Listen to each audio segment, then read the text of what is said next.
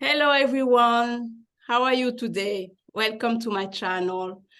Today we are going to talk about Yogi healing. I don't know if I say it right, but we have a guest called Sofia who is going to explain to us, actually how she works. Hello Sofia, how are you today? Hi, I'm good, thank you. Alrighty, so yeah, I run a little business called Yogi Healing. Okay.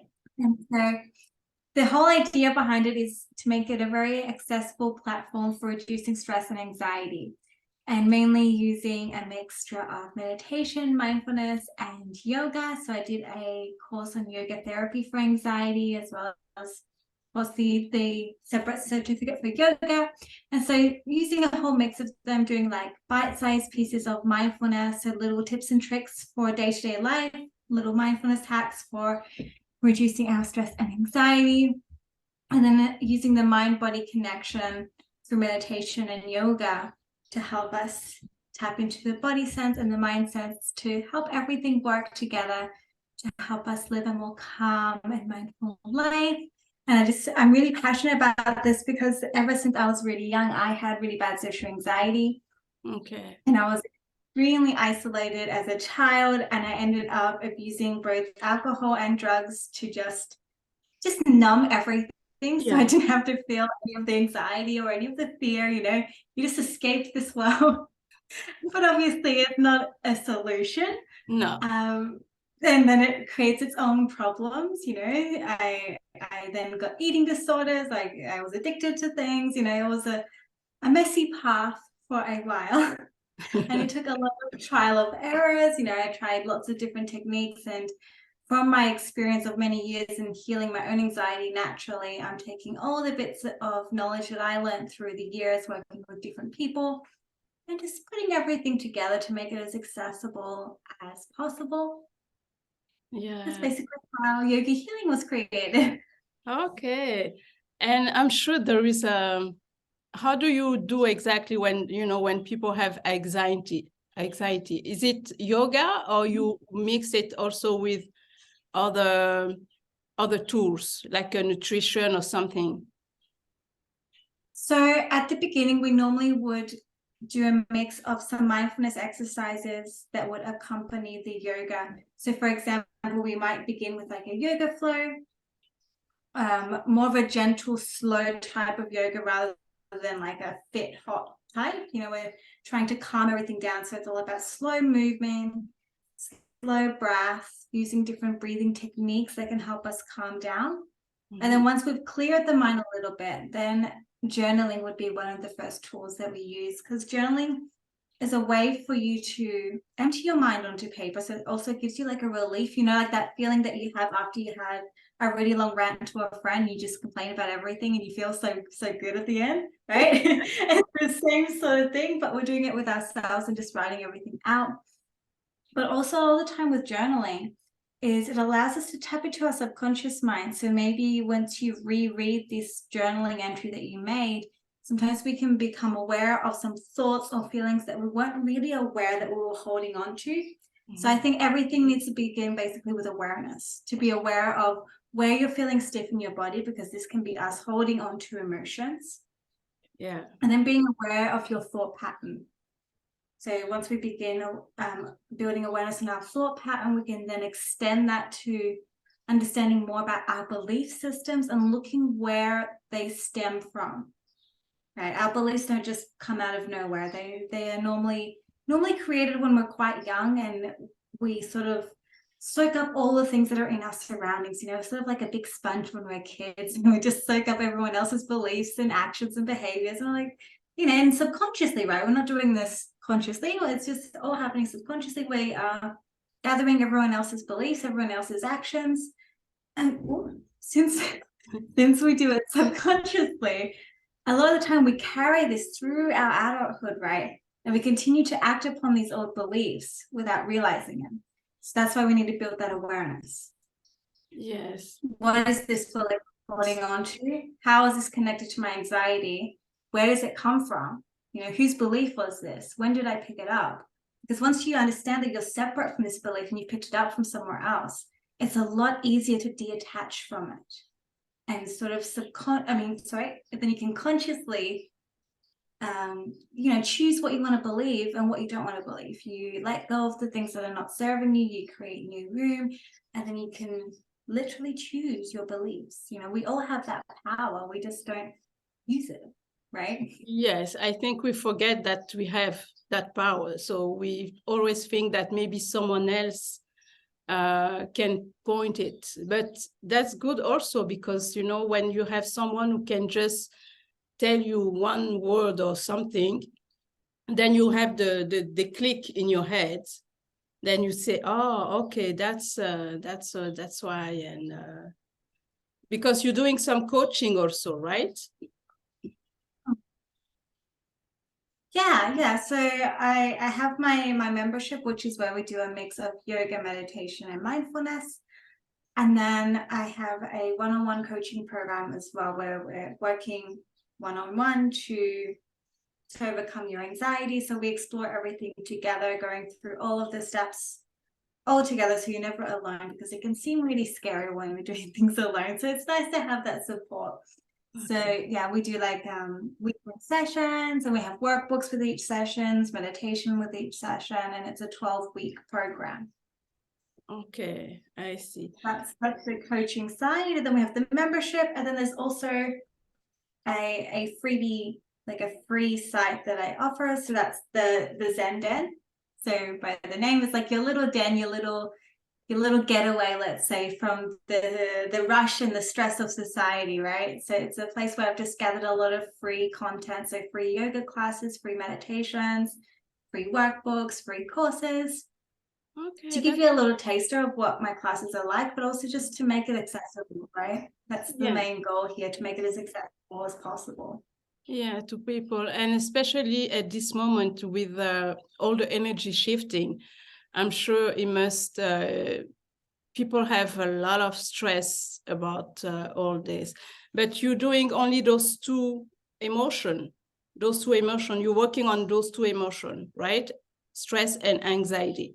Yeah, that's what I specialize in, yeah. Okay, because sometimes also the anxiety comes from childhood, right?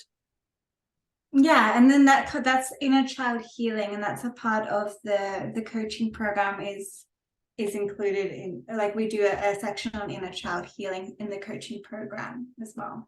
As well, okay. But not so much, we don't focus on that as much in the membership. There's a couple classes on it, but it's more focused on generalized anxiety and stress, because it's something that a lot of us are trying to cope with. Mm-hmm. So again, make it as accessible to a lot of people. We all are stressed. Exactly, we're all stressed, and the thing is, just making tiny little shifts in our daily routine can have really massive results. And I think that's something that people overlook. Sometimes an exercise might look too simple to be effective, but I am a true believer that, like, the most simple practices are the most powerful, and they are still the ones that are always overlooked. Something as simple as breathing. Yeah.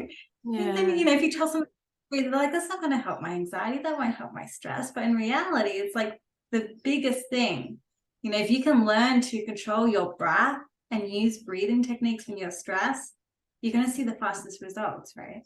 Yeah, definitely. Yeah. And I think also when you have, there is one technique of breathing, is like, when you inhale through the nose and you hold like a few seconds and exhale through the nose, you feel your shoulder like relax. I don't know if you know that technique. Yeah, exactly. And that's the perfect, like, example of the mind-body connection, right? Because when we're stressed and anxious, we sort of crunch up, we become like a ball, we begin to crouch, we lift our shoulders, we turn into like a little ball. Whereas when you relax, everything drops, right? And you can see that exactly in the breathing techniques. And them, right? You can always see that mind-body connection. But the other thing I forgot to mention is, like, the way that I theme my classes in the membership is all to do with living in sync with nature.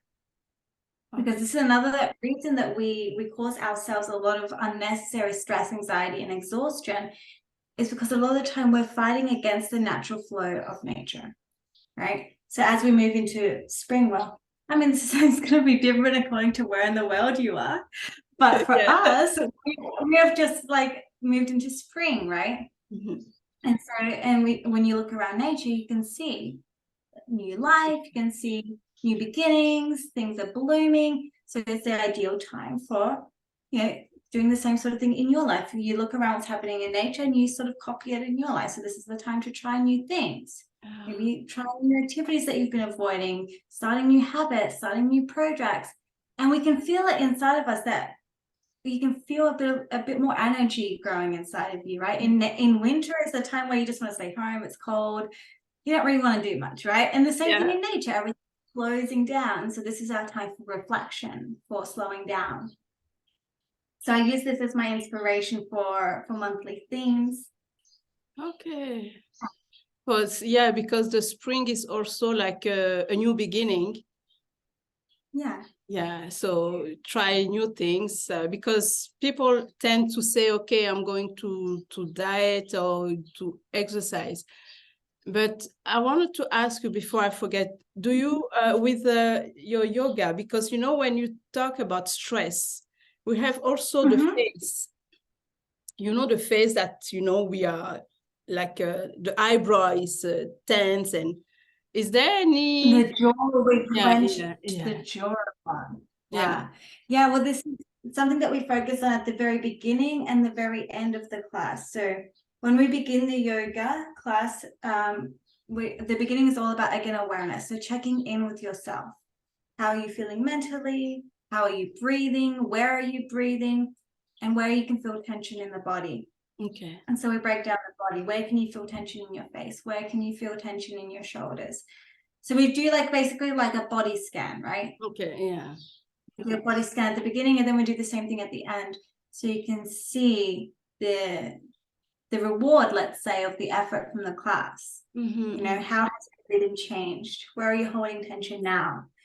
And so comparing the two, but always trying to remove the judgment, because every time that we sort of reflect on ourselves, quite naturally we get that voice in our head that is just judging everything, right? So always reminding ourselves, okay, now we're going to observe again, releasing that inner voice. We're just looking, we're just observing, there's no right or wrong, there's no goal, we're just checking what's going on.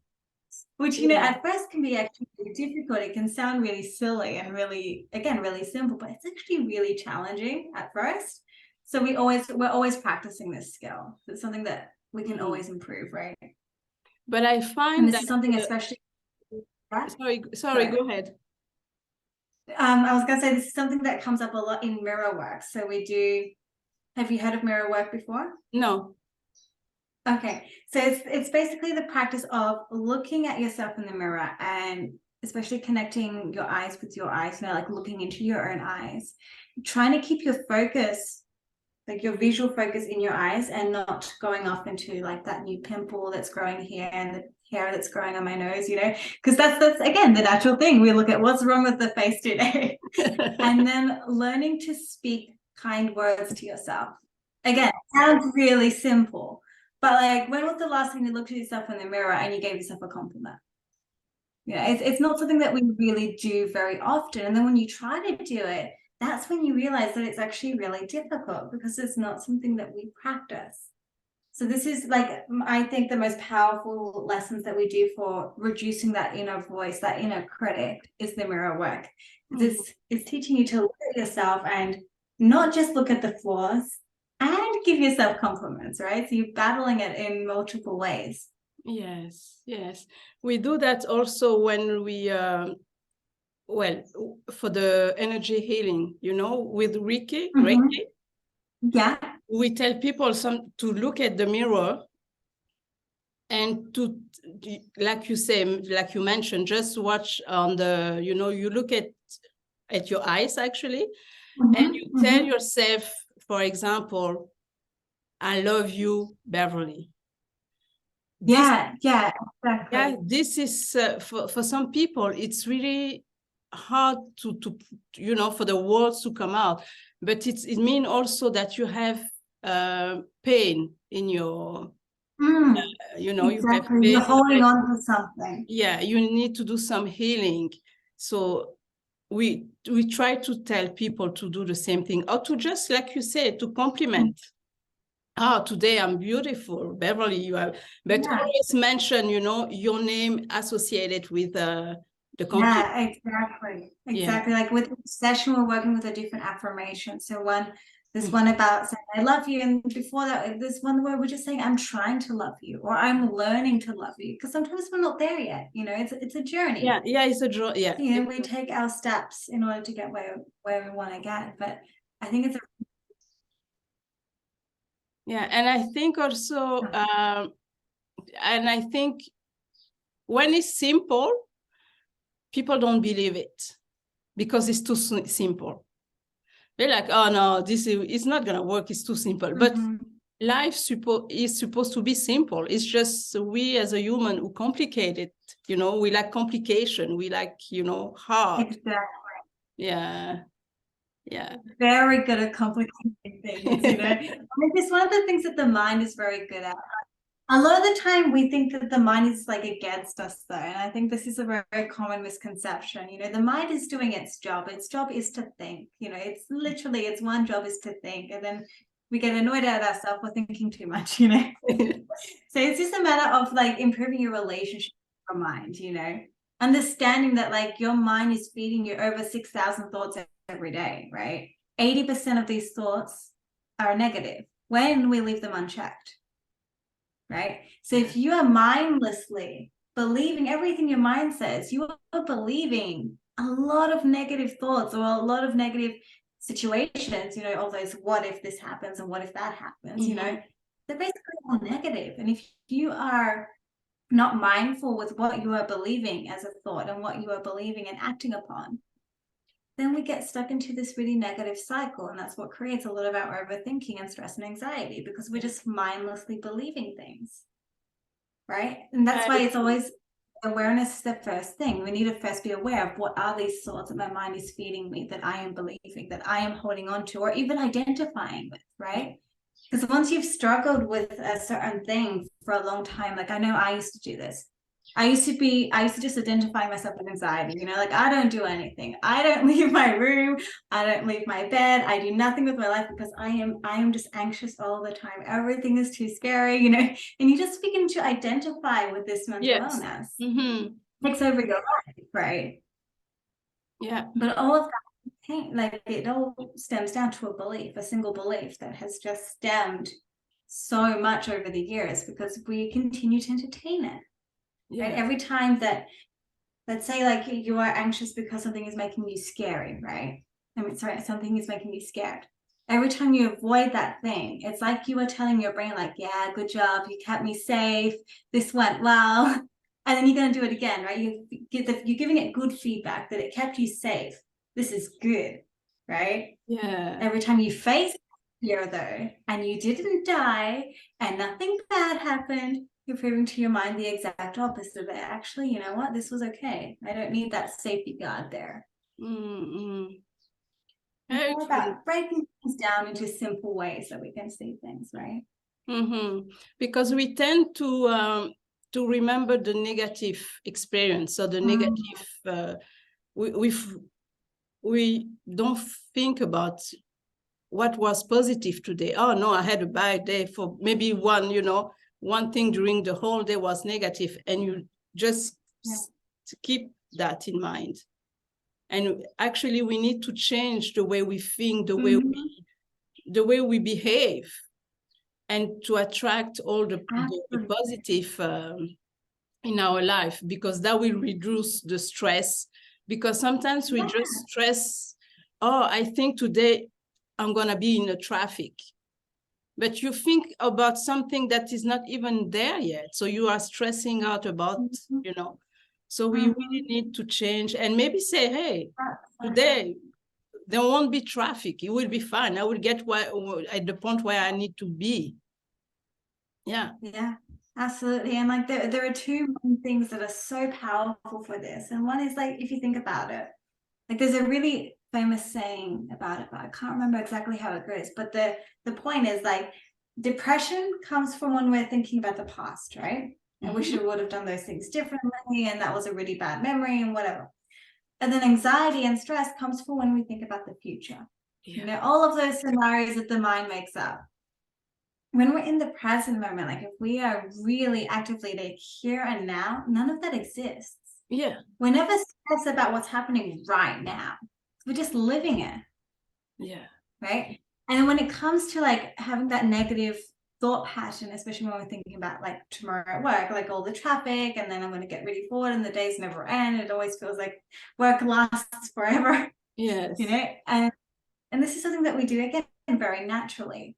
But gratitude, something as simple as gratitude, like when you wake up in the morning, like one of the things that I like to do is I used to always keep my phone on the bedside table, right? And so I used to always begin my morning by checking my phone. I'd have a quick scroll on Facebook, check the Instagram, and then we start the day, right? Which is a really common way that we begin our days, but it's also a very negative way and one that impacts your whole day, right? So what I did is exactly where I used to keep my phone, I switched it for a little notebook and a pen. And so I'd wake up and I automatically reach for my bedside table because it's just a habit, right? Yeah. But instead of my phone, I grab the notebook because that's what's there. And I write 3 things I'm grateful for. It takes less time than scrolling on the phone. And it leaves me like leaving the bed in a really good mood, right? I'm not stressed from all those missed messages, all of the things I have to get done in the day, you know. Instead, I'm waking up and be like, you know what? I feel really grateful for the sun this morning. So I love it when I wake up and the sun is shining on my face and I wake up with the sun. Oh, it's my favorite thing. So if that ever happens, it's like, yes, I got the sun this morning. Well, I am really grateful for my morning coffees. I am really grateful for this new day. You know, it can be something really small, it could be something big. But I think gratitude is just such a powerful practice. Again, it's so simple. But when you do it regularly, you really begin to feel the impact, especially if you're doing it in the morning. So, you know, our mindset when we wake up is the mindset that carries us through the day. So if you wake up and you're dreading about the traffic before you even leave the house, you're not going to have a very positive day. No. It's not going to go. So if you start your day and you're like, this is such a great day, it's all sunny, it's bright, everything is going to go well, and you believe it, that's what's going to carry you through your day. Yes, I agree with you. I agree. When I wake up in the morning, I don't check my messages before I do, you know, my exercise, my meditation. I do only after that, because if you look at your phone before doing your meditation, and there is one message, you know, you didn't like it, how's going, you know, your meditation is going to be like, you will be thinking about the message. Exactly. It's like you're impacting your mind before you're clearing the mind, right? Yes, yes. I also use that as a reward system, right? And this is what I did. So I struggled a little bit for a while to keep a constant practice with my yoga. Like I do it for like a week, I do it every day. And then the next week I'll do it like 3 or 4 times, you know. And so I made a deal with myself that like I only get my morning coffee if I've done my yoga. Right. Oh. And I'm very passionate about my morning coffee. I really love my morning coffee. And so it was a great motivation. Then I always showed up for my yoga because it's like, because I was thinking like, I want that coffee. And that's what got me to step on my mat. But I find the reward system works really well. And I do the same thing for my phone. Like I only get my phone time after I've taken the dog for the walk, I've done my yoga, I've drank my coffee. Then I open the phone. Before that, the phone is still off and it's in a drawer because if I watch it, it's very tempting. So I keep it in a drawer. So it's hidden away until I've done all the other things. Yeah. I think these reward systems are a great way for beginning new habits. We need to find our own habits to, you know, if we want to change. If we want to change, we have to do something, you know, it's not just going to happen by itself. Exactly. But this is the thing, like, it's not about looking externally for answers. You know, everything is within us. Yeah. This is the main thing, right? Looking at what are my current habits? What is serving me? What is not serving me? and then working with replacing one thing for another, you know, looking at some habits that are not serving you, looking at some new habits you could adopt that would serve you, and sort of begin to switch them around and using the same triggers. Like the triggers are like our reminders, right? Yeah, yeah. Okay. I think it's... Yes, go ahead. Sorry. No, I'm done. You go. Yes, and so people can, you say that you are teaching the yoga, so people can subscribe, or how does it work exactly? Okay, so we do 3 live classes every week. So it's 1 yoga class, 1 meditation class, and 1 mindfulness class every week. And we do them live on Zoom, like we are talking now. Mm-hmm. And then the recordings are all posted within the membership. So like on the website, there's a membership dashboard. And so you can find all of the recordings. So there's over 100 recordings from the previous classes that we've done already. So every class is live on Zoom and then recorded and uploaded in the membership so you can catch up. And then there's also a course that is released every month. So that it'll be like a course to do with the monthly theme. Mm-hmm. This month's course is all about creating your home practice, like creating a sanctuary within your own home. And so, yeah, there's a course that comes up every month, 3 new classes every week that are live. Yeah, so they're monthly memberships. So it's 19 euros for the month. Mm-hmm. And the first month is 50% off. So you get like a little bit of a trial. Okay. Yeah, so it's all like monthly. And then we also have that Zen, which is the free version for, you know, if you want to get a little taste first, or if you just want to try out some new techniques, they're all accessible to you. Okay, and people can find that on your website, right? Yeah. All the information on your website. Okay. I will put the detail below the video for those who are to reach you. Well, thank you so much for that. You're welcome. Is there anything that you would like to add? Just to remember that everything you're searching for is inside you. Just stop searching outside and start searching inside. To slow down and listen to your mind, listen to your body.